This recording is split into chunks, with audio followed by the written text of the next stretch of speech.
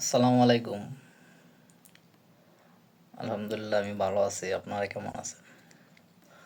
আমি আসলেই বিদেশ আসছি কিভাবে সেটা একটু বর্ণনা দেওয়ার জন্য আজকে একটু ভিডিও বানাইলাম।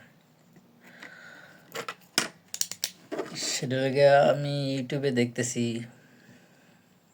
যে কোন দেশ কিরকম দেখতে দেখতে হঠাৎ একটা ইউটিউবার মনে হইলো, দেখলাম যে জাহিদ নাম, মঙ্গোলিয়া সে চাকরি করে।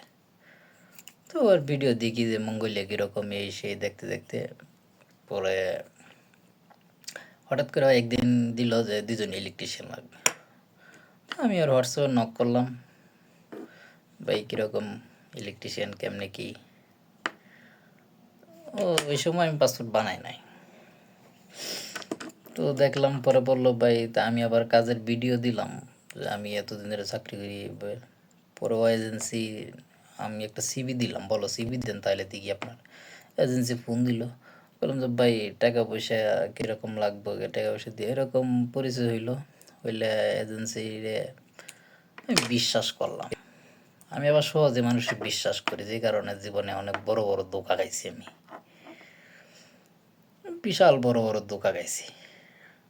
ধোঁকা বলতে টাকা পয়সা গেছে আর কি। তো এটাও বিশ্বাস করলাম যে শেষ এই বিশ্বাসটা দিই যে হয় কিনা। তারপরে দুনিয়ার টেনশন, যে শালার অপরিচিত মানুষ একজন ইউটিউবে দেখিয়া মানুষে আত্মীয় স্বজনের মধ্যে গেল যে টিয়া পয়সা মায়ের চাকরি হওয়া জানে এসে।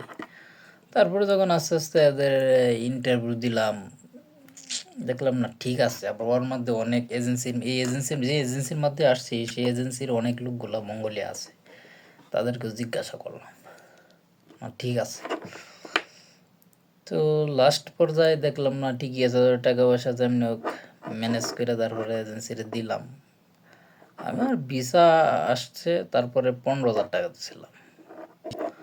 আর মানে এরকম এজেন্সি আমাকে অনেক বিশ্বাস করছে, আমার চেহারা ছবি দেখিয়া বিশ্বাস করছে আমাকে, এই জন্য তো টাকা ছাড়াই ভিসা ব্যবস্থা করছে। তো আমিও কথা দিছি যে আসবো।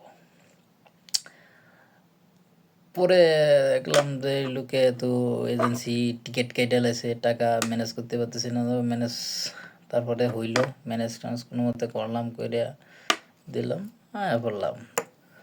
তো এই ইউটিউব দেখিয়া বিদেশ আসছি আমি, মানে ইউটিউবেই মেন যত যন্ত্রণা।